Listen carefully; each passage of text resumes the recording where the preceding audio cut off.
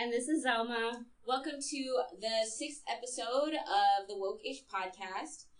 Thanks so much for listening. This week we are talking code switching in higher education as the supposed great neutralizer. Yes.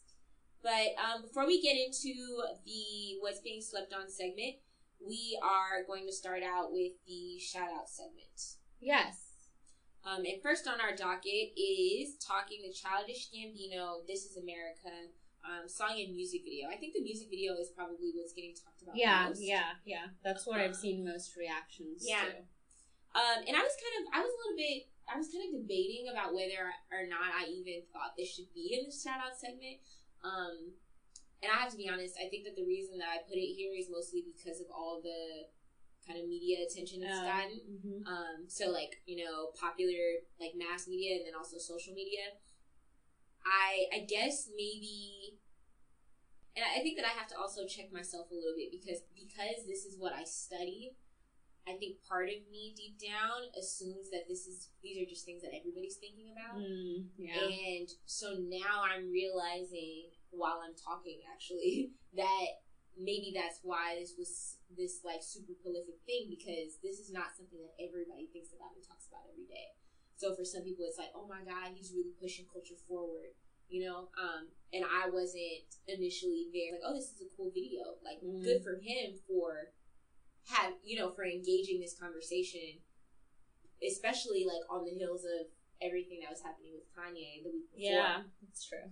So I think that we were able to see like this real kind of contrast in terms of art, like artistry, and what conscious rap is.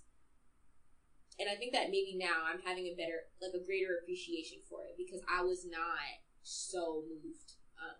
I think initially, I think that I was like, wow, this is, like, people are saying that this is brilliant. Like, this is, he's a genius.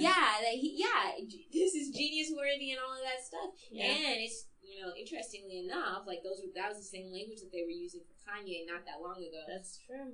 So I think that you would think, or what people were saying weeks prior was that we need to be more careful of how we use those terms, and yet here we are. Yeah. Throwing it out there. Yeah. So I don't know, should we talk, I guess we're going to kind of talk more about this in the no segment. So I guess for now, I'll leave that there. Is that, I want to give a shout out to Childish Gambino for, this video that I think does help to push the culture forward and does kind of engage a conversation that is important to have.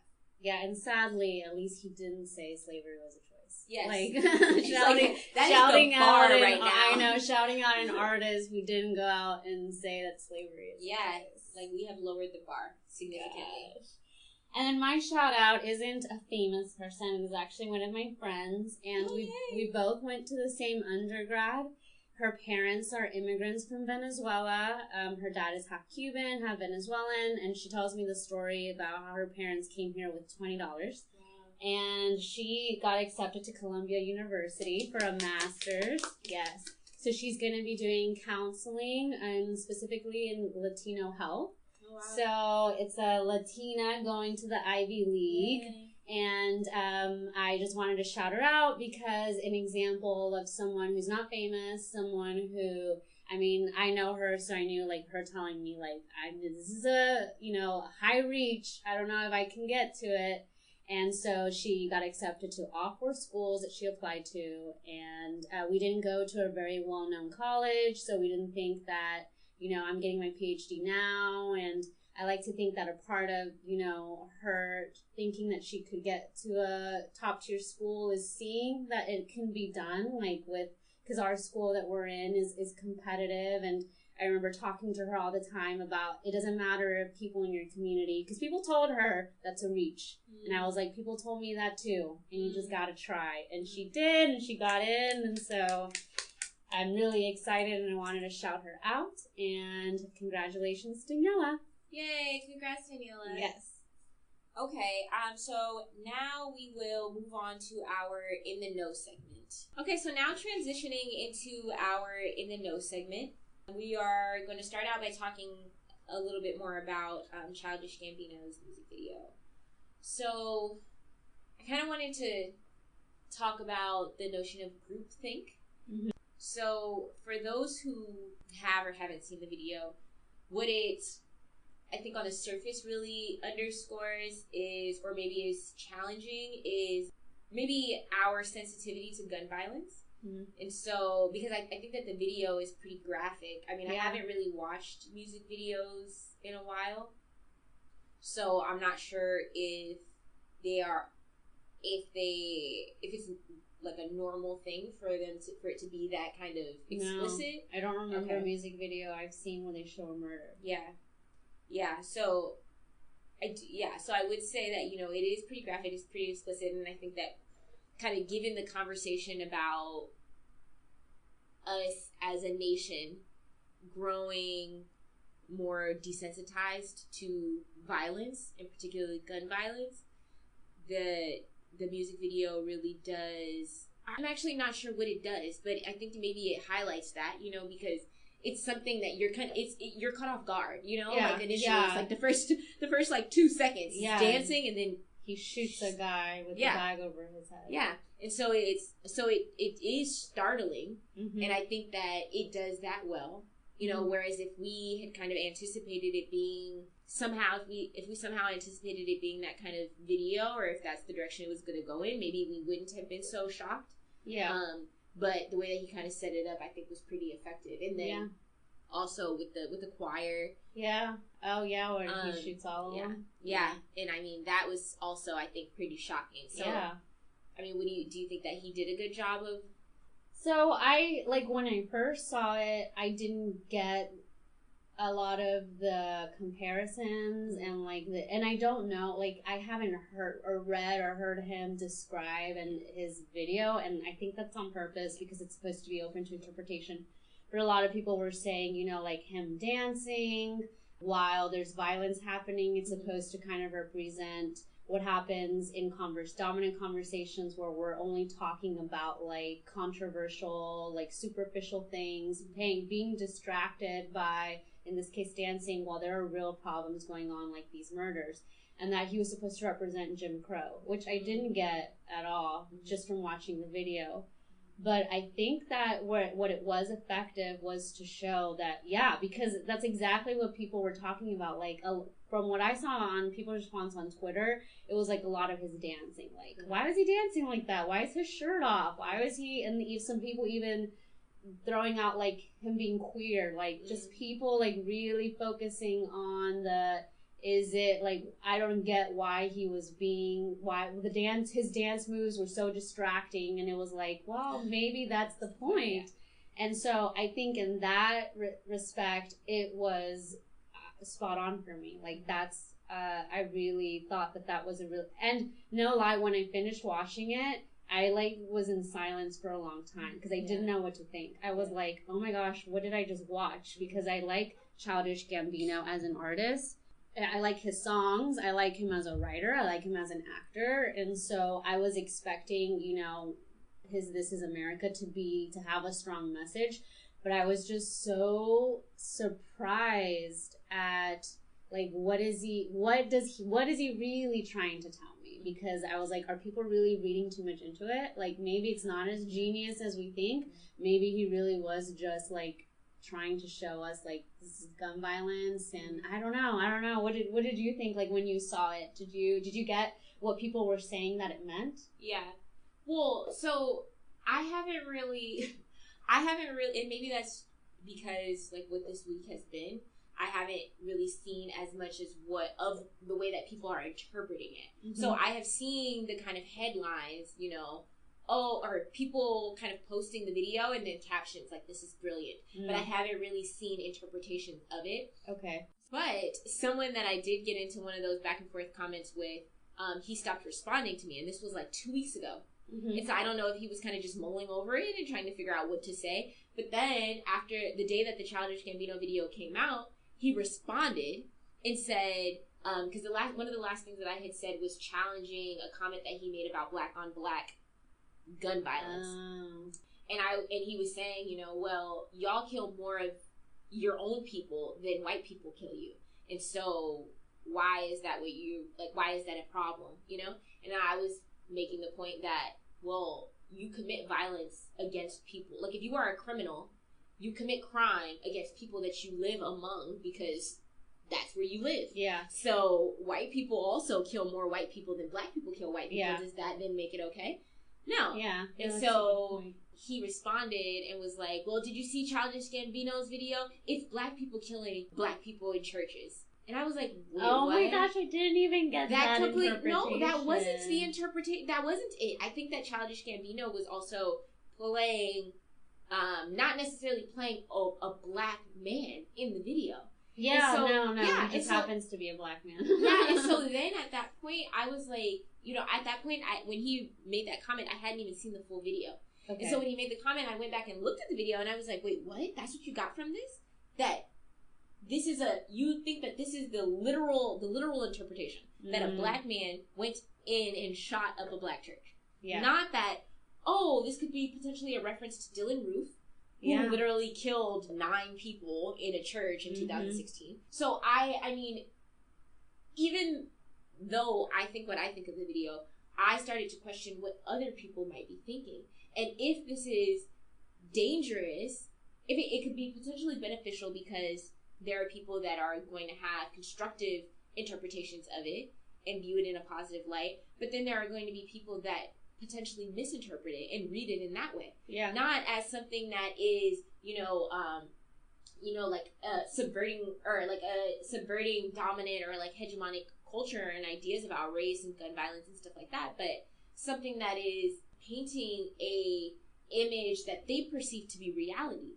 You know, so the black man shooting the other black man in the beginning of the video, like, they could look at that as him making a mockery or making light of, you know, gun violence in black communities. Yeah. Or like gang violence and stuff like that. And so that kind of became my fear, is it being misinterpreted. Kind of like, oh, when, you know, in like superhero movies, it's like, oh, the fear of this super powerful weapon getting into the wrong hands. Yeah. But I guess just to go back to your question, so basically what I thought the video meant was that, well, yes, like you said, so the dancing kind of as a distraction from all the craziness and nonsense that's going on behind us, on the one hand, but then that in spite of all the craziness that's going on, like, we're still dancing, we're still being entertained, we're still, I guess, maybe potentially finding joy in the midst of, like, just chaos. I also saw him as being maybe somebody that's, like, hypersexualized in the fact that he didn't have on a shirt. Yeah. And is that something that we are using as kind of, like, maybe a coping or a distraction mechanism or strategy? I didn't really pay, until the church scene, I didn't really pay too much attention to race, because I thought that maybe he was, like, maneuvering in and out of that. So it was kind of hard to pinpoint, like, okay, so in the beginning, is he playing a white man, or is he playing a black man, or is he playing a racially specific figure at all? Or is it just, like, you know, a person killing another person? Yeah. And shooting them in the back of the head. Yeah. So that was... Yeah. While they were restrained. Yeah.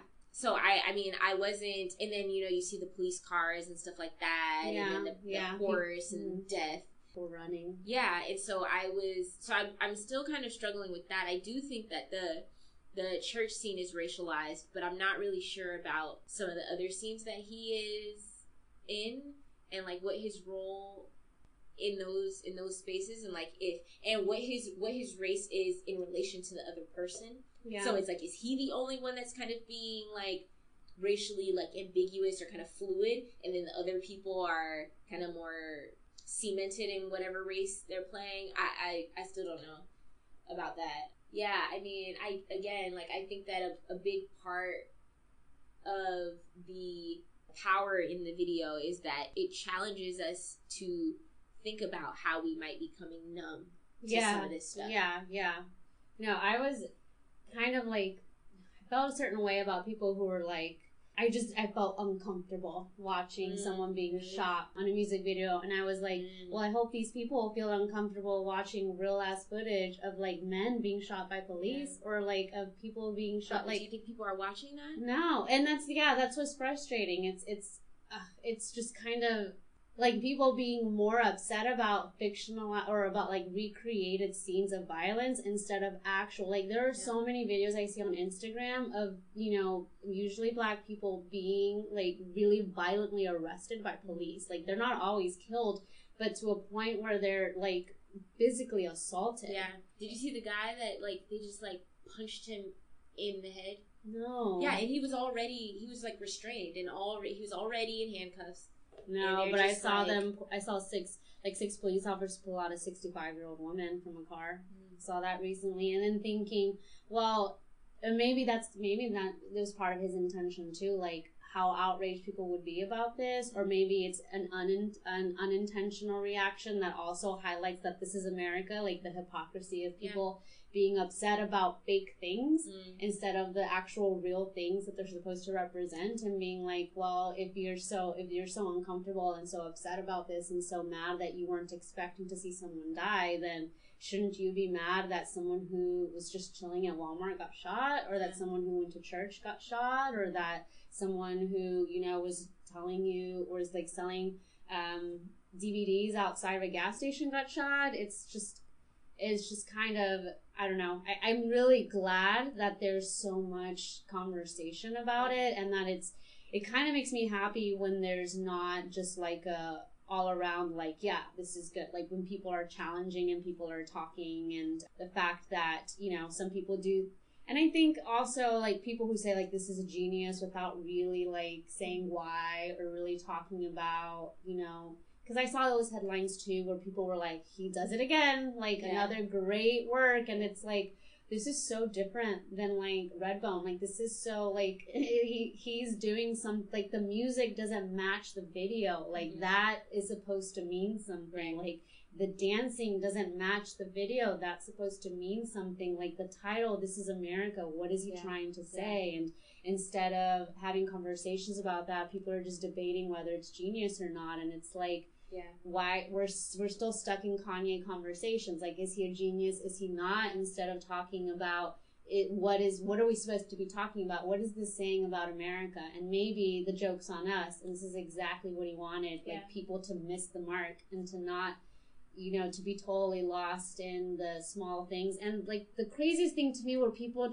having conversations about him being gay based on his dancing. Like, oh my gosh, like, why would a man dance like that? Oh my gosh, like, is he gay? He's for sure gay. He's trying to tell us he's gay. And I'm like, how do you get, like, him being gay by a music video? And it's just, like, it's just so frustrating that we're trying to have these conversations. But once again, it's just, and maybe it's like Trump era, we're just so easily distracted by so many sensational things. And maybe that's exactly what the point was. Yeah. And I think to that point that you're making, I think another thing that this highlights is that I don't know what it is, like something about us has this urge to categorize and kind of, it not necessarily consciously in the effort of muting people, but that's the consequence, I think, is that without unpacking what's going on, without considering the nuance and just kind of, you know, saying, oh yeah, this belongs in the genius category. Oh yeah, this belongs in the, you know, this is ridiculous, absurd category. Oh yeah, this just like, this belongs in the liberal category. This belongs in the conservative category. This belongs in the Democrat. This belongs in the Republican category. Without actually thinking about what's going on here. What is this person saying? Because oftentimes, these people are having the same conversation. But because we are so quick to categorize them and pigeonhole them, we kind of mute anything that comes after that. You know, so it's like once you're kind of in the, or I've heard like conservatives kind of throw around the liberal or libtard kind of language and then just mute everything that person is saying, you know, and it really creates these like silos and all of this like isolation where we are not communicating with one another anymore. We're not interested in the nuance and, you know, what's somebody's conversation, because it's like, oh, we put a label on it, you know, oh, genius, stop the conversation. Oh, genius. We're not going to talk about the, things about gun violence he's trying to elicit or, the state or the condition of America that he's trying to point out. It's like, nope, genius. I seen all the, like, symbolism and stuff like that. He's got dancers. He's got stuff happening over here, over here, over here, over here. Oh, genius. Yeah. Move on. Yeah. It's like, no, let's have a conversation about what this means. What is he saying about us? Yeah. No, yeah. One other thing, though, on this other podcast that I listened to, one of the things that the host said was that, the host is a white man, who I think prides himself on being a contrarian and constantly like, oh, well, what about, did you consider? So he was saying that he has difficulty, or he finds it interesting, at least I guess I should say, that, Donald Glover is a person that has gotten everything that he's ever wanted. He wanted to be a comedian. He was a comedian. He wanted to be an actor. He was an actor. He wanted to do screenwriting. He has a show. He's in Star Wars. He's a musician. He's all of these things, and yet he is talking about these issues. And so basically what he was trying to say is, like, why is the black man who has literally everything talking about inequality in America? And so I mean, obviously I had a really hard time with that that's statement. Like it's saying, like, you can, there's an ability to escape inequality. Or even with the point that, I think black. that point that he was trying to make was that you get to a certain point where you're so successful that this shouldn't be part of your conversation. Like, this is not your worldview. This is not affecting you. Like, this is, when you look out the window, you don't see this. This is somebody else's experience, and you're kind of interpreting it and putting it out, even though you yourself are not affected by it. And so I guess as someone who, I guess I always have difficult time, and I think also framing this in terms of what we've been talking about these last few weeks in terms of double consciousness. Like, I'm always kind of not offended, but just taken aback by that kind of conversation, mm-hmm. and feeling like, so people,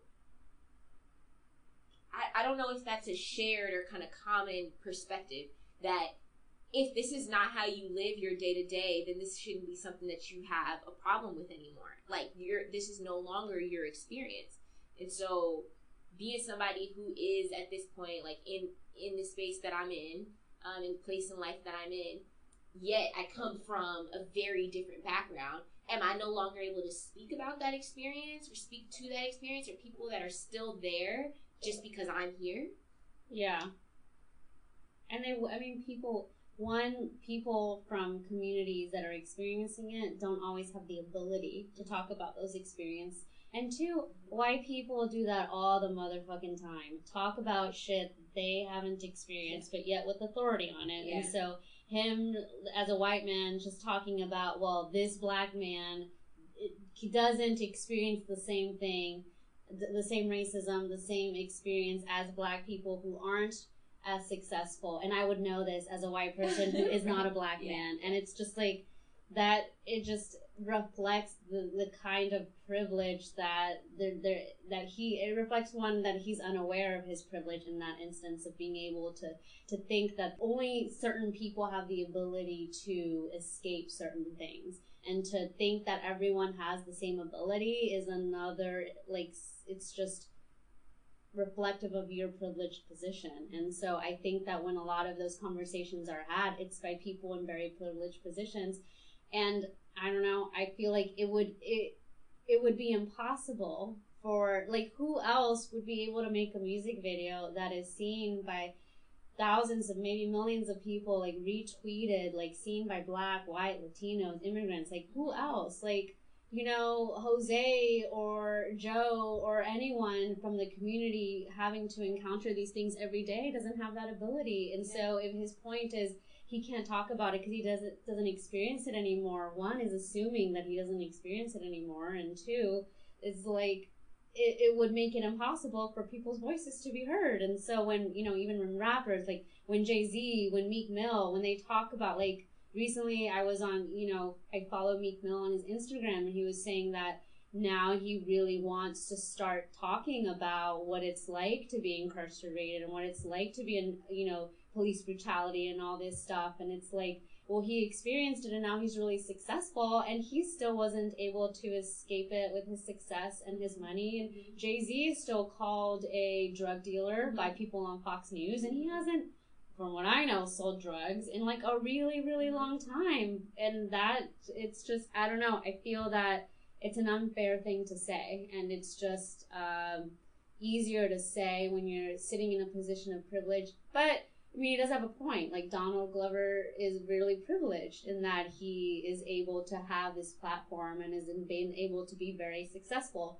But I don't think that takes away from his ability to speak for other people, because I'm not black and I'm not a black man and I have never been arrested, but I feel like I know people who have, and I feel like in a way he was able to express, and I was able to see like some of the things that I have seen in my community and in people I know. And like, I don't know. I think that overall I was really glad that Childish Gambino made this music video, and I hope that it's more artists do more things that generate real conversations rather than just saying things to be sensational. Yeah. I'm going to end on that note. So I strongly suggest that you wake the fuck up. Okay, so now transitioning into our What's Being Slept On segment. For this week, we are talking code switching with a particular kind of focus on the notion of higher education as the quote-unquote great neutralizer. Yes.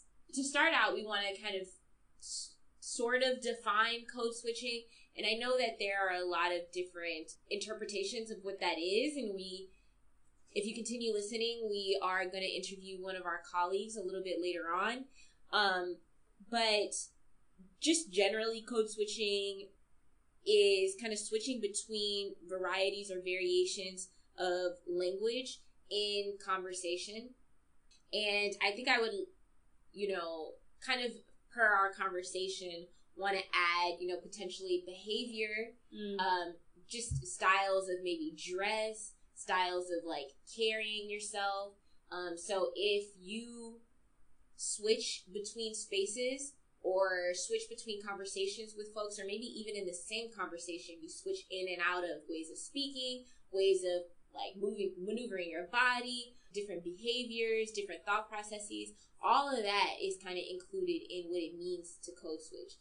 And this conversation and this topic and is kind of an extension of double consciousness that we talked about during episode 4.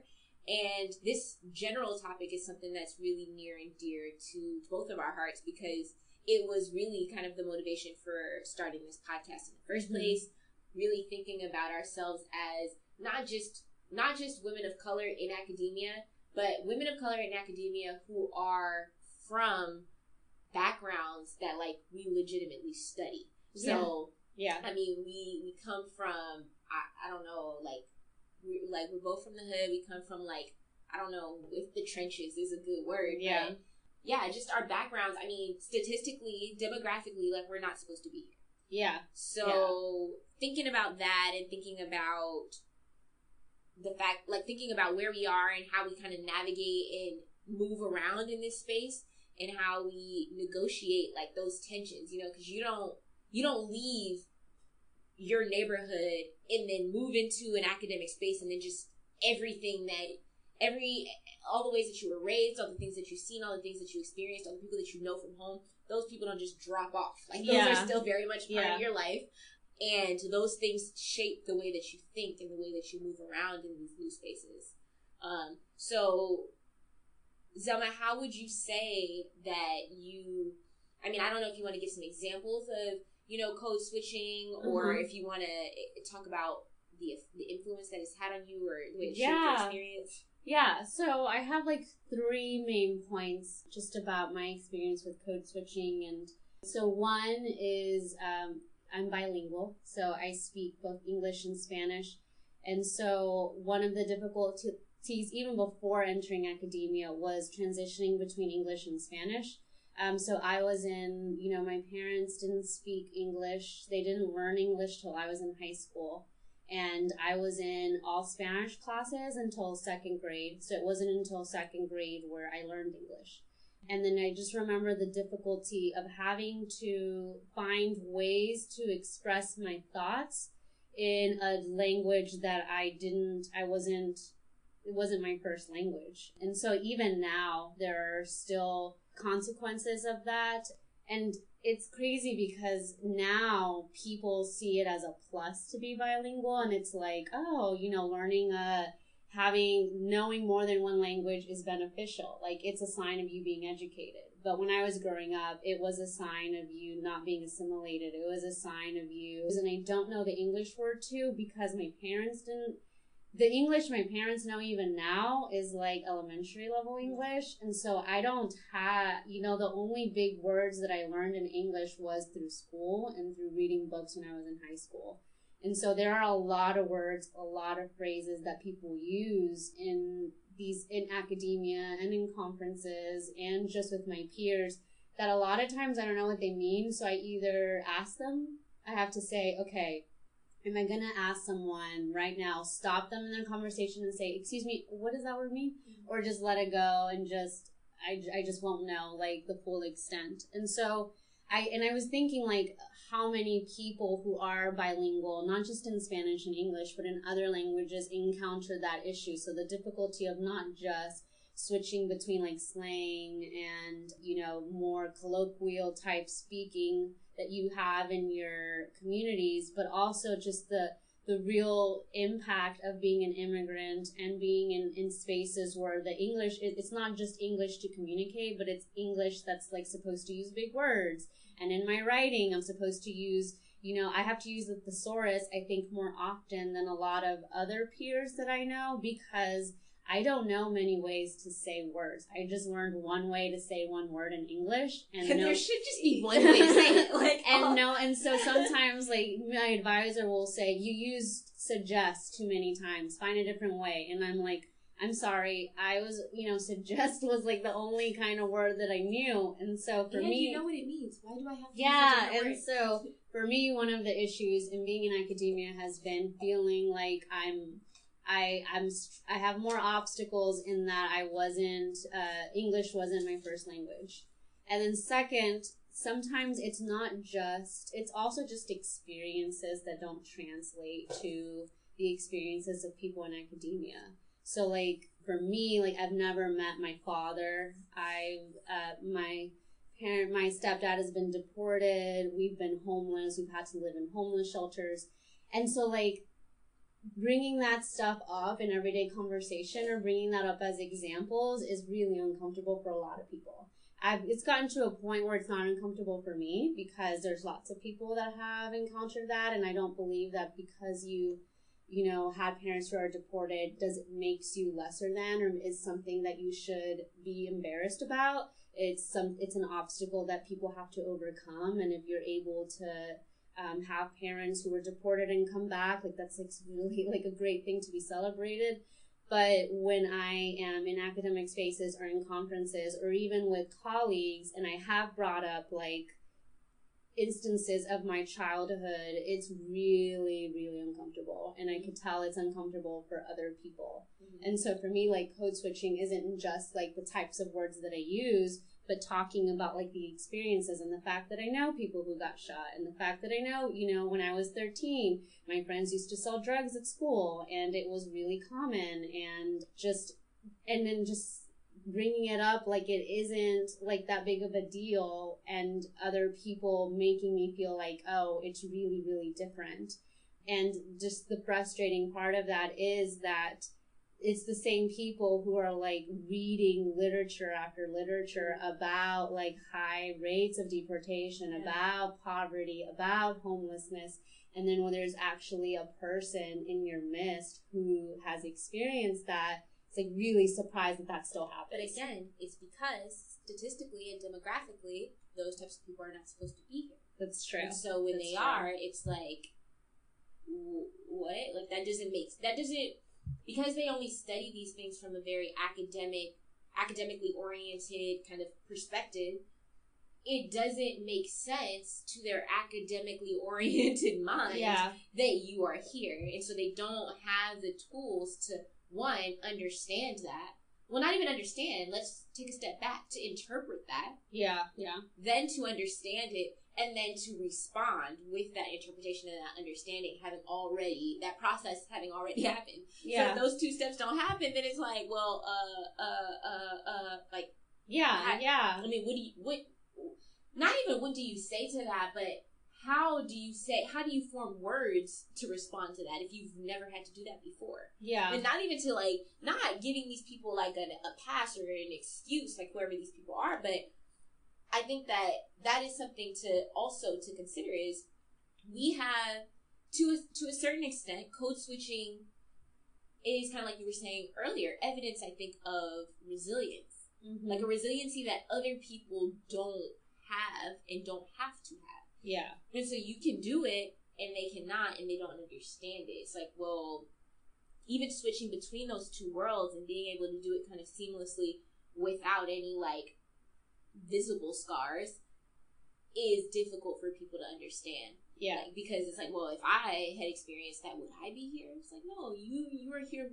Sorry to say, you are here with ease. Yeah. You know, it's like, it wasn't hard for me to be here because it was hard for me to get the grades. It's not hard for me to be here because it was hard for me to do well in school, or because I needed to pass the GRE, or because I needed to get letters of rec. Like, no, those are things that everybody has to deal with. Yeah. You're forgetting about the second layer, like the things that like certain students had to overcome in order to even get to the point where those grades can mean something. Yeah. There are plenty of people who are struggling that have straight A's. And who cannot attend school because of other completely unrelated reasons. Yeah. No, that's totally right. And then just my final point is that, you know, I code switched because I'm still in the communities. Like, there are some, just comparing my experiences to colleagues who, like, can write, for example, a dissertation about inequality and about discrimination, and then go on vacation to a beach and then not have to think about any of those topics until they come back to the dissertation. Whereas for me, I write about inequality, I write about discrimination, and then I go home and hear my brothers talk about their experiences, myself having to handle microaggressions where people, like, can't believe that I'm in a PhD program, and then having to also deal with, you know, the communities at home, trying to communicate with them in a way that isn't, because the words that I had to learn, the ways that I have to phrase my thoughts, the ways that I have to explain my evidence for my arguments isn't like natural. And so when I go home to, you know, most of my mom's friends either didn't go to college or would have the equivalent of like an elementary school education. I know a lot of people who don't know how to read and write, not even in Spanish. And you know, when I speak to them, I can't speak to them like I speak to my advisor. I can't speak to them like I speak to my colleagues, because it's like I would feel uncomfortable and like it's unnatural, and two, it would kind of come off as offensive, like I'm trying to disrespectful. Yeah, and disrespectful, and they're older than me, so I also have to keep that in mind. Like I don't want to be disrespectful to people who are older, and so not only code switching in academic settings, but then code switching back to when I'm at church with my mom and her friends, and I'm trying to explain like something or like topics that are okay to talk about, because sometimes, and then it's like these people don't need me to read off statistics because they are experiencing the very things that I'm talking about. And so I don't know, I was really excited that we were talking about code switching, because it's something that I didn't know that I had to do so often until I realized that until we were getting ready for this podcast, and I was like, oh man, like this is actually a thing that I've developed. It's like a strategy that I use. It's a skill that I've worked on for years, and not everyone has to do that. Yeah. So what about you in terms of like your personal experiences? Yeah, I hadn't really put a whole lot of thought into it because I wasn't planning on talking about that, but I will. I mean, I think that these topics are important ones to have because, like you said, it's not something that everybody has to do. And I think it's something that we take for granted because even people that do have to code switch do it kind of subconsciously. Mm-hmm. And so it's not until, I don't know, maybe you experience something that brings it kind of to the surface of your mind and you're like, whoa, this is exhausting. Like, this is tiring to have to, because to me, I don't feel, maybe over time, after being in academia or being in these types of spaces for long enough, it would feel more natural. But to me, it feels forced, and it does feel fake, and it's tiring, and it's not something that like I enjoy doing. I enjoy the work. I just don't enjoy being in this space. Yeah, because I think that it's a reminder that like if the thoughts that you're having or the way that you kind of speak and interact and behave in your most comfortable spaces, if the space that you occupy kind of like for work and all that stuff don't reaffirm who you are as a person, it's uncomfortable. It's isolating, and it's kind of like a reminder that like you don't fit here. Yeah. Who you truly are. Now, I can do the code switching thing, you know, because I before this I was in college, and like you kind of acclimate to speak the language of the master, you know? And so through practice, you learn to engage that, and you pay attention to the words that they're using and the ways that they're using those words. Because even now, the way that I speak is not the way that I spoke when I got into grad school. Mm-hmm. When I came in, it was just that, you know, after having certain conversations so many times, you start to pick up on patterns. You pick up on like, okay, so all these people are using this same word, so that must mean that I need to adapt. Yeah. And, you know, adapt it into my vocabulary. And so even now, like, something that I was talking about in, like, with the interview with Horace is that after, you know, when I initially came to grad school, I was going home maybe 3 times a semester. And over time, I started to go, by home, I mean, like, to Los Angeles, like, where my family is. And as I started to go back to LA less often, I started to not forget, but code switching didn't come as naturally. You know, like, it wouldn't be until somebody checked me, like, what does that mean? Or why are you talking like that I would be like, oh, wait, I didn't switch back. Like, I didn't switch over. And it was just because I don't know. I think that a lot of the skill or the kind of like seamlessness in that is in where you spend the bulk of your time. So there was once a time where I was spending the bulk of my time in the academic space and around academics, and then talking like them and like that became more natural. And I mean, like really frustrating too. And then it wasn't until I did kind of branch out, make non-academic friends, and, you know, also interact with my academic friends outside of that space, that I realized that going back into that was exhausting and tiring and uncomfortable, and made me feel like I didn't fit. Yeah. You know, and so I've never, because I kind of really grew up with that being like, kind of drilled into my head that it doesn't, like, you can go out and get all the education and all that stuff, but you don't come back home and use it against, you know, the people that are home. Yeah. And so it's always been something that I think I was super aware of, you know, that there's certain language that's appropriate, just like there's certain language that's appropriate for the professional setting, there's certain language that's appropriate for home. And using language that is inappropriate for home at home is disrespectful to people that don't have that same level of education as you. And so I guess I've always kind of been sensitive to it. I just wasn't very sensitive to what the toll would be on me, or how that would take a toll on me. And I think it has taken such a toll that, like, I am just uninterested in, like, continuing to participate in it. I mean, it's like there isn't, and I don't know, and it's something that I've kind of gone back and forth with, because it's like, well, on the one hand, is there enough space to push back on it. You know, and like I've seen people do it. Like I've been to conferences where I've seen Black girls in 6-inch heels, you know, at conferences. You know, and part of me is like, you know, I remember at the time looking at the girl like, why is she dressed like that? But I think that deep down that came from a place of like envy. Like I do not have the I'm trying to think of a less like gendered way of saying it, but I don't have the balls to do that. Like I don't, and being kind of jealous. Like good for her. Like good for her. Not caring about what these people think of her.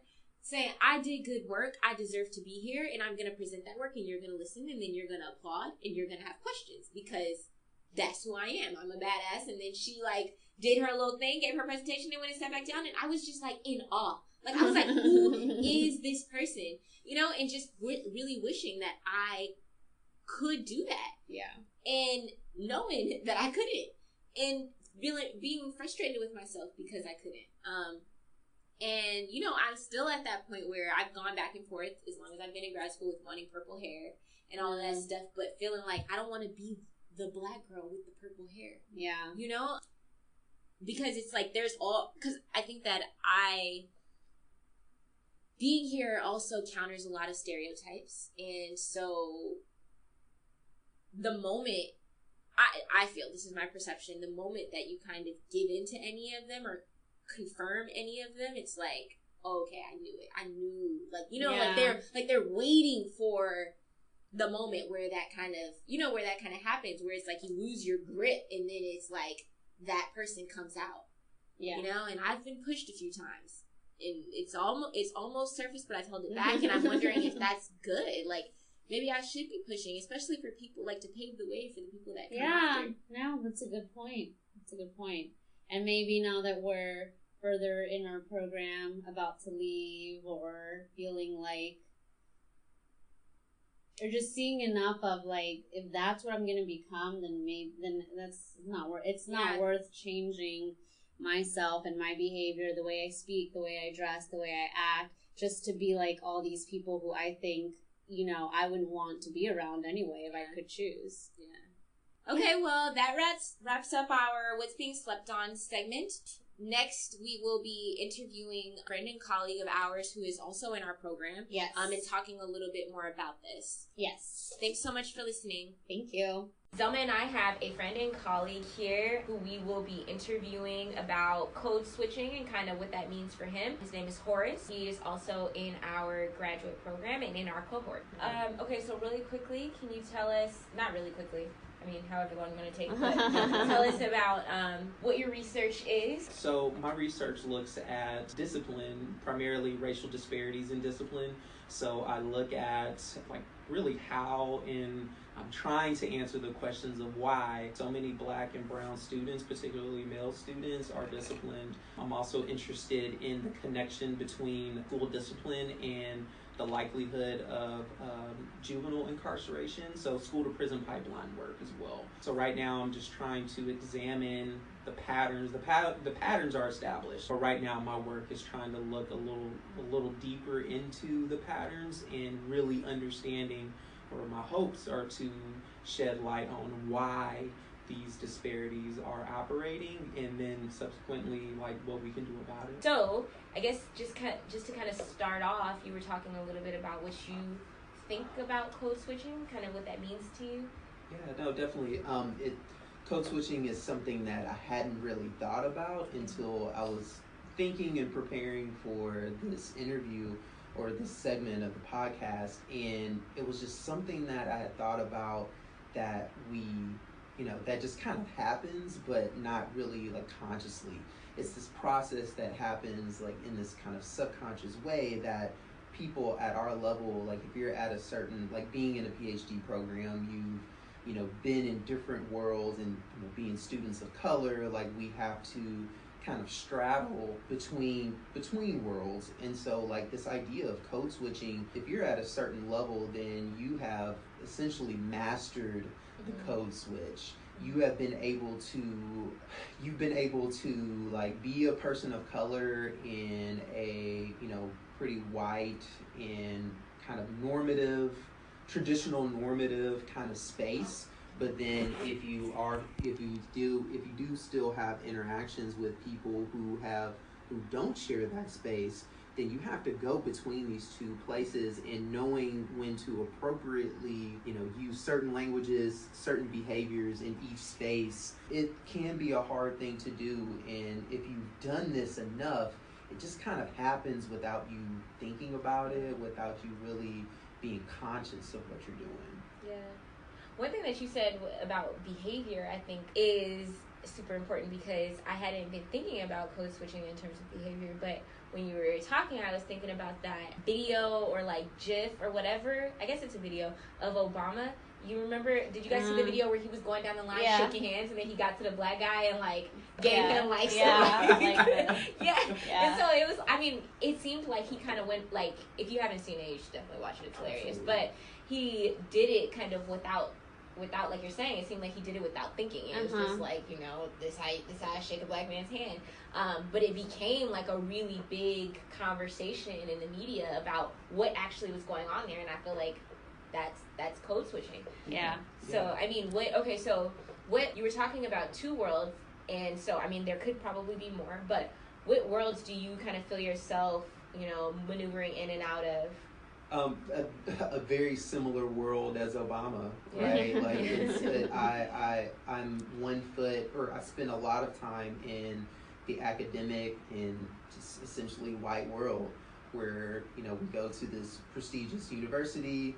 We have to behave and conduct ourselves in certain ways when we're in the classroom, but lucky to have a cohort the way that I have, like, within this world, I am able to code switch amongst my cohort, but when I go back home, I don't speak, I don't behave in the same ways that I would do when I'm on campus, or even and I just say on campus, but even in predominantly white spaces, such as the grocery store, such as interacting with people that are outside. But being a male of color, being black and also Latino, there's a certain sense of threat and stigmatization. I was also talking to my son about this as well.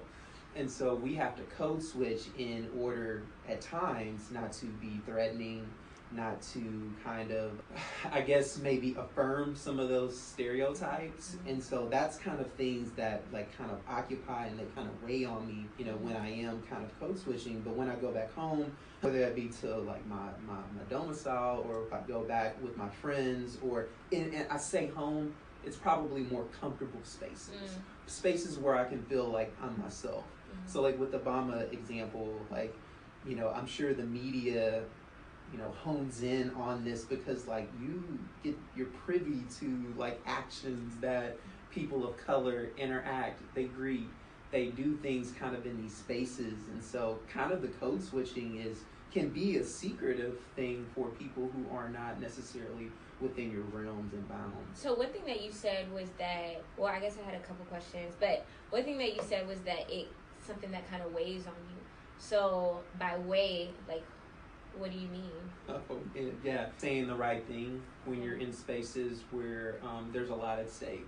So whether it be school, for example, when you're in class, you have a lot at stake. You have a lot riding on saying the right things, presenting yourself in certain ways. When I was in the workforce, kind of the same thing. You have a lot weighing on using the appropriate code and also being able to switch back and forth. I would even argue that even going back to your home or going back to more comfortable spaces with your friends, with your family, with people who kind of occupy more spaces that look like you, you kind of have those same kind of ideas as well. Like, is this the same person like that I know, if it's friends and family, or if I go back home, I have to behave in an appropriate space. So kind of toggling back and forth can be a burden, not so much when you go back to the more comfortable spaces, but when you're in spaces that are high stakes, I think it can weigh on you in the sense of presenting myself when I, just walk down the walkways and there's just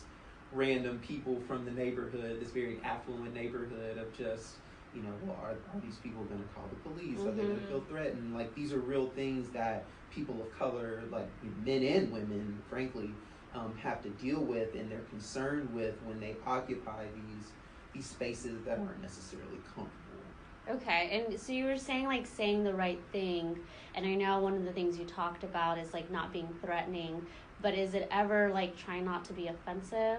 Because that's something in my experience I found is like trying to tiptoe around saying what I want to say in certain spaces without offending people. Like, do you find that is also one of the things that you think about when you're trying to say the right thing? Oh, absolutely. I mean, absolutely. Like, not being offensive is that's probably, I would say, one of the ways in which we could maybe, like, the code switch or inappropriate code switching can be a faux pas, right? Of offending someone because you're maybe too boisterous, maybe because you use profanity, you know, not meaning to be offensive, right? But because it's just, these things make people uncomfortable, and it can be interpreted as being offensive to certain people within certain spaces. So there is that concern, you know, for that, and being able to know like when and when not to do it can be difficult. So okay, so this might be, maybe this isn't complicated. So I have two questions. One, what are the consequences, do you think, of not code switching? So both in, to use your words, like both in comfortable and in like less comfortable spaces. So, I mean, I guess the way that I had kind of thought about this is like my home self and my professional self. But I don't know, and this is going to be my follow-up question, I don't know that those two selves are separate for everyone. So I'm wondering if there are people, like, what are the consequences for not doing it? And then are there certain people that don't have to code switch? And who do you think those people are? Yeah, well, I mean, I guess I can take some of my work that I do. But shameless plug. We don't be looking out. We don't be looking out. But I think that's what happens a lot of times for students of color in school. Students can be disciplined for behaviors that would not be offensive, that are only offensive like in a classroom setting or in a school setting. So greeting each other in certain ways, calling each other, you know, names like maybe the N-word, using profanity amongst each other. Those are the ways in which students, they get in trouble, like they get suspended, and we know that suspensions and getting in trouble in school has all of these negative effects. So I would argue that some students, young people, are learning how to code switch. So in those spaces, like it's difficult for them to know, like, okay, you know, when should I do this? When should I not do this? But even, like I said, going back home and then doing what we do as far as like getting a PhD, you don't want to go to your grandma, or you don't want to go, like my grandparents have a 3rd grade and 8th grade education. Like I'm not going to go in and kind of be my PhD self, because being a PhD, you have to, you know, craft arguments, you have to like present yourself in certain ways, and that's not really how I want to interact with my grandparents. I definitely, you know, while we are concerned, Selma, about being offensive to the people like in these kind of high stakes areas, I also don't want to be offensive to the people who I love and that I care for, and that I don't want to portray myself as someone as being a know-it-all or someone who can't relate to what's going on with the people that I love and care for. So those things can be detriment.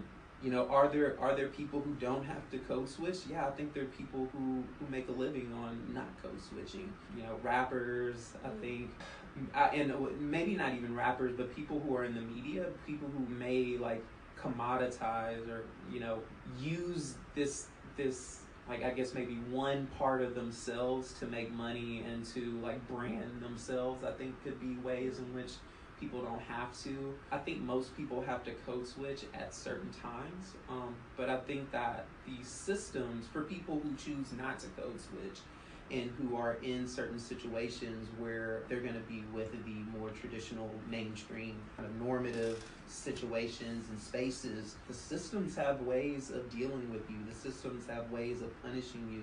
Thinking about like court situations where like they require people to like look a certain way, address the judge in certain ways, and it's like, you know, there are real consequences for not following those. So when I kind of think about spaces, like I always think about, and it's maybe just because of what I study, just because of my interest, I'm always concerned with like how people are sanctioned for not being being able to code switch, how people like experience, not getting a job or not, getting some of the benefits in society because they don't adhere or they don't conform in certain spaces in the ways that normative mainstream society will want them to behave. Yeah, wow, you really had me thinking, because I mean, I was thinking about this in like oh gosh, like this is like a thing that's kind of burdensome.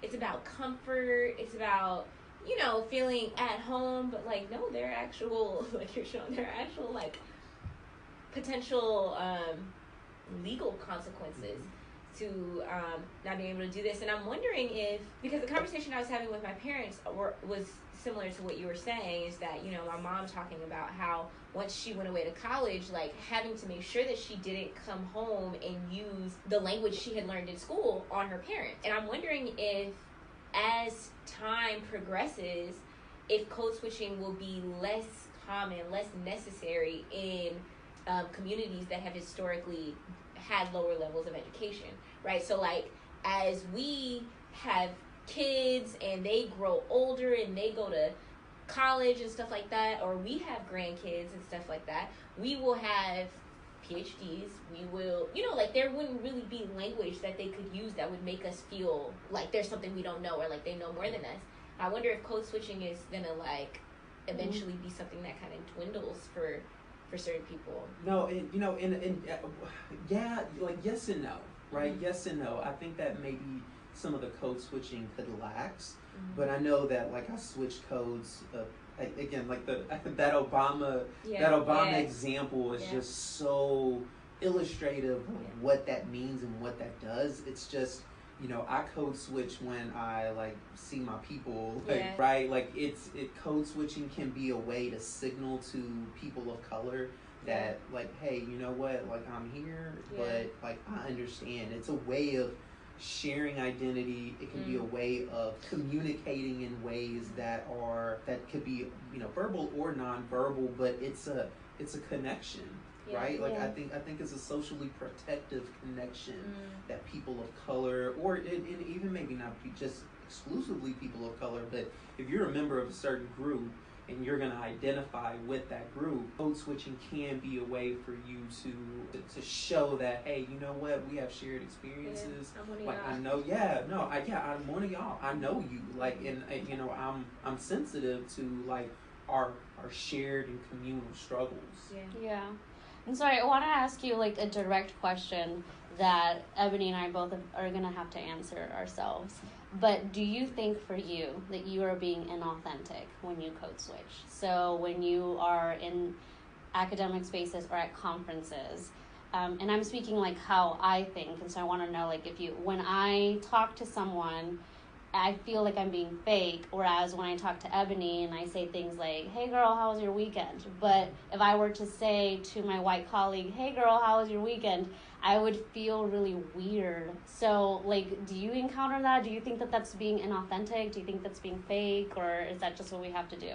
Yeah, no, I don't feel like it's being fake. I do feel it's what we have to do, but it's maybe goes back to you guys' prior conversation about dual consciousness. I don't think that like your experiences are inauthentic, juxtaposed against your experiences of growing up or being a Latina or being a person of color. Like, I think that those things our identities can be multifaceted. And being at this level, like, it is, like, you have to be multifaceted. You have to have a complex understanding of the world. So I never feel inauthentic when I'm in these certain spaces. I feel like I belong here, but I also feel like I belong like when I'm back home or with people like of like-minded or I guess the same background and same upbringings like with that. But I do feel though that it is a burden to have to code switch, because it's maybe not a toggle between being inauthentic or not. It's maybe for me it's a toggle between comfort levels and not. I'm way more comfortable when like I'm with my boys and we're like talking, like shooting shit, even now, I'm code switching now, right? To illustrate that point, right? But, being in the classroom or like conferences are the worst, right? Conferences are the worst because you have to put on that self that, again, like, I know that that's who I am because, like, I can do it well, but it's not, but I think the word that describes it for me would be, it's not my most comfortable self. Okay. And then turning that question around, because I've had, this experience when people who aren't from the same background as you try to, I don't even know if I would call it code switching because I don't think that they normally would speak that way, but when they change how they speak to you. So I've had times when I've encountered people like speaking to me in ways that I think they're only speaking to me because I'm Latina, and I'm like, I don't think you'd speak to me like this if I was another white person. And so do you ever encounter that from people that the other way around, people that aren't, and is that a comfortable, uncomfortable thing? Yeah, definitely uncomfortable, and and it's again, this is the shared experience that is so easy to code switch, with you guys and when I'm in spaces with you, because that's another shared experience that we've had. That being a male of color, white people will try to talk to you like they know what's up, or what's up, bro? Right, or and it's almost like a wink and a nod. I guess I'm on the fence of maybe why that is. Like, it has to be manifestations of white supremacy, I would assume.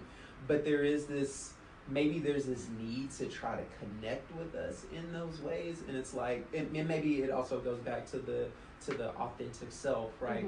Like, no, like again, if we do like in a conference or like, meeting people for the first time, or like white people that I don't necessarily have like the strongest relationships with, that I may know you, like we may be acquaintances, like we can connect in ways that are, in this self, because it's authentic too.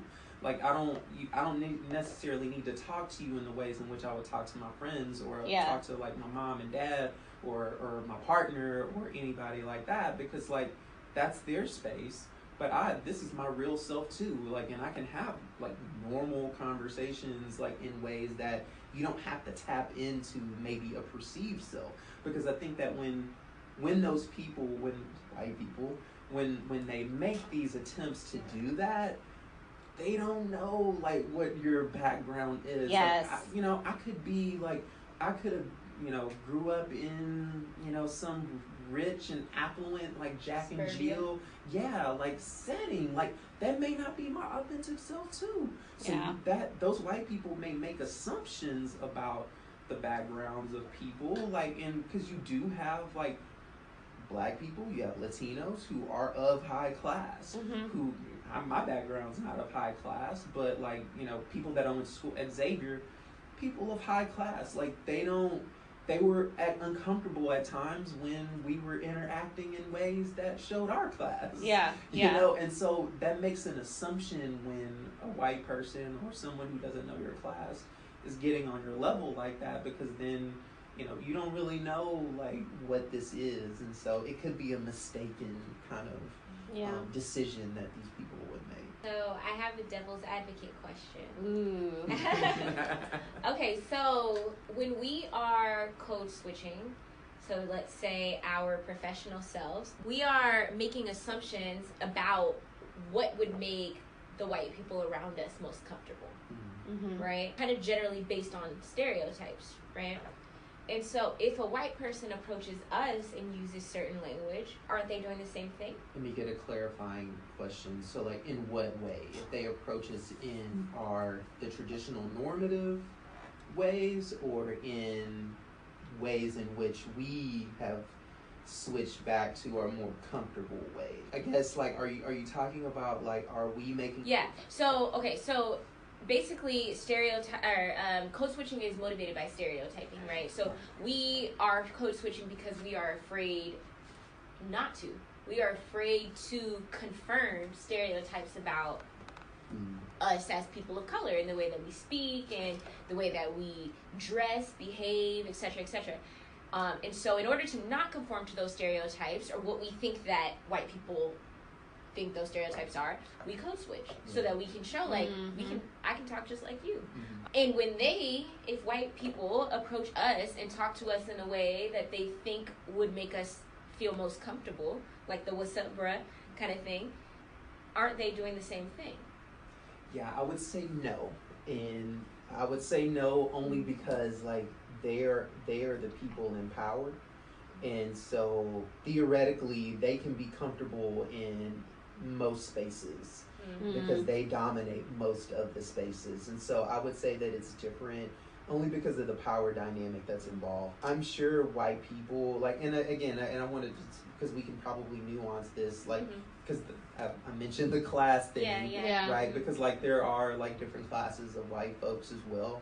And so, like, even because I grew up with some of the lower class white people in east of Houston, and so like they also had to learn how to be in class. They had to learn how to, like, I would assume as well, like when they get into professional situations, they are gonna have to also maybe take out some of the twang in their voice. Like code switching, you know, it's a race thing, but I would argue it can also be a class thing as well. But I think that at the heart of it, it's about the power dynamics that are involved. Because frankly, if I felt as though I would be taken seriously in certain situations, I would revert back to my comfortable self. The comfortable self is something that, man, like it's where you want to be. It's where I would prefer to be. But just like I don't necessarily enjoy writing. It's an ends to a mean. You know, and it's something that we have to do. We just buckle down and we just do it. But I just don't think that it would just, with the power dynamic that's involved, I think it's different when people have to code switch to be in this like hegemonic situation and versus like that power dynamic going the other way, where people in power are then trying to connect with us in ways that, I mean, may or may not be authentic. One thing that when you were asking the question about authenticity, I was thinking is like, you know, trying to figure out which is my authentic self. And I've also recognized, I mean, with that, because I was thinking about, you know, when I'm at conferences or when I am in these professional spaces, what code my thoughts are in. And my thoughts are in my like home code. Like, you know, like I'll be talking to somebody and saying something that sounds real like academic-y, you know, all this different jargon, and in my mind I'm like, this bitch. You know, like she really has me fucked up so you know, like it's so I'm not thinking like, oh, you know, I'm not thinking in the words that are coming out of my mouth, you know? And so I wonder if that is my authentic self, and if that's why I feel the exhaustion that I feel when I'm in this space, the professional space, too long. It's just like, I mean, and then I also feel bad, too, because I felt like over time, the less I go home, the more difficult it becomes to code switch. In like a way that's comfortable, you know, like I have to spend more time thinking about, okay, what's the non-academic way to describe this, you know, like, or what word am I looking for, like a simple word that I haven't used in so long that I've forgotten like how to find that word, you know, or like trying to talk about my work in a way that's not super like geeky, because everybody at home, family always want to know what you're studying. Like, how do I talk about this in a way that doesn't sound like it's just this like super complicated genius thing, because it isn't. It's like, it could be explained in like 10 words. But that's also part of I guess a criticism of the academy, right? The academy presents these ideas, and while we want nuanced ideas, and we want, like, you know, we want to complicate things, right? Like, and we do that through various methods, but at the end of the day, the academy needs to do a better job of communicating what we do to people, especially people who we study, like studying the disadvantaged, because this type of research can help them. And so this is where the academy like has a issue with having people of color in there, because it's like, you know, they boast themselves of having their own code, very complicated code, a guarded code, and if you think about it like a keypad code, like the code is really long, it's encrypted, and if you can figure out how to get through, cool, we'll let you in. But part of those codes like are difficult to manage, and like kind of going back and forth, like I think it does require practice. So I think it's valid of,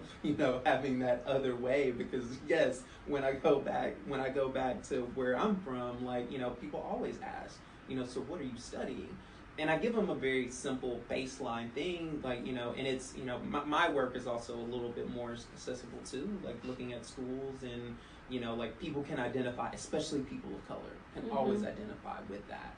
But when I have to go into like how I understand those things and methods, things of that nature, that's when it can get a little hairy, you know, with that. But I do want to go back to the inauthentic self. Like I think it's really important, and it's amazing that you guys looked at the double consciousness, and like I think that's what Du Bois is saying there. Like it's all authentic. Like we are like people of color, like we deserve to be here, but yet we occupy this space that's this precarious space. Like our labor is exploited. We get treated like shit, but we play such an important role whether it be in the past, but even today. And so without people of color, we would not be, the country, the U.S. wouldn't be where it's not. Historically, it was built on the back of slaves, and it became this powerhouse because of exploited labor. But even today, it's very dependent on the labor of people of color. And we have a right to be here. And this is what, you know, Du Bois is saying. It's like, while we're American, I'm black. And so it's like, while I'm a person of color, we have these dominant ideas of what it means to be American, or what does it mean to be an academic, right? And so, or to be like a professional, or to be like someone like in a grocery store, for that matter, right? You know, like it's our identities due to the supremacy, what white supremacy, male supremacy, heteronormative supremacies, all of these identities that occupy these hegemonic spaces, or who control what we do, or attempt to control what we do, are going to send us messages like that that we shouldn't be here, that we should like not feel an attachment. Right? And so that can kind of call into question like this idea of like, well, you know, when I code, like, even though it's more comfortable to like, you know, have a more colloquial interactions with people, like, you know, that's more comfortable, but like I deserve to be, you know, in a PhD program. I deserve to be, you know, vice president of whatever company, right? Like my partner, like, is there, like, you know, and like we deserve to be in these spaces, even though like we have to adhere and conform to a bit of that. I don't think it calls into question our authenticity. It's what it is just this kind of questioning, I think, that whatever supremacy is kind of honing down on us, that like will cause us to question that. So I have one final question, and you kind of transitioned into this pretty well. So I was wondering why, if this culture that we're kind of subscribing to is not just white culture, but white middle class culture. And so I'm wondering why, if that is a minority of people, more people don't push back on it. Like, why is it that if non-white middle class folks are the dominant people in these spaces, why don't we push back? Like even I'm thinking about just academia in general, so maybe not at the graduate level, but in the undergrad level, like 2016, 2017, black women were the highest educated group of people in the country. Why don't universities look more and sound more like black women? I'm just wondering why why do we conform? Like, why the conformity? Where does that come from? Yeah, no, I mean, it's just, that's a really good and very tough question. I just still think that the dominant forces occupy the structures, or they occupy the power positions within the structure. But it's interesting, like, bringing up this kind of middle class white culture dominating spaces, when you do have people from the other end of like very affluent people, like, who have to also, like, you know, they have their own ways of interacting and being comfortable. that they have to kind of go down with that. And I don't know, like, it's just, I think because those spaces, that's kind of what we've done, that's what we've always done, and it's just kind of a cycle that's kind of ongoing. I'm hoping that as we get more people of color, you know, especially women of color, you know, I'm a black and Latino male, but like our ranks are not, like, we're being left behind. And so I'm hoping that like black women, Latina women, you know, disenfranchised people are able to occupy more spaces of power. But it just seems like that this power cycle is just kind of going. It's just going. Like, we see the former president of the United States have mannerisms that are like black males. Like, that's like, wow, like this person of power like has like shown this interaction, going back to the Obama thing, but yet and still he was protecting the white establishment. And so this white establishment is very entrenched and is so embedded in these institutions that people of color are breaking into, and we are shattering it. And I guess it's going to be a wait and see as to what happens 5 years from now, 10 years from now, like if we all have like grandkids, like what their experiences will be. While we are getting like a browner, we are becoming browner as a society. I'm not sold that things will be better, or that the need to code switch will like improve necessarily.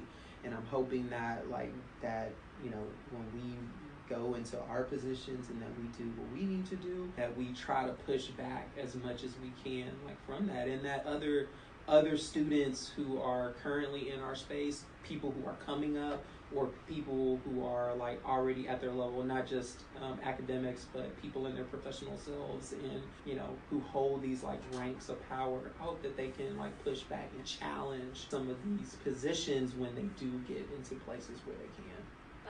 Well, thank you, Horace. Yes, thank you so Very much. welcome. Yes. Very welcome. It's my pleasure. Yeah. My pleasure. That's it for our episode. Thank you so much for listening. We hope you enjoyed our discussion. Once again, if you have any shout outs, any comments, any feedback, any questions, please feel free to either DM us on Instagram at wokeishpodcast, or email us at our Gmail at woke.ishpodcast@gmail.com. You can also follow us on Twitter at wokeishpod. We look forward to hearing back, and thank you once again. Bye.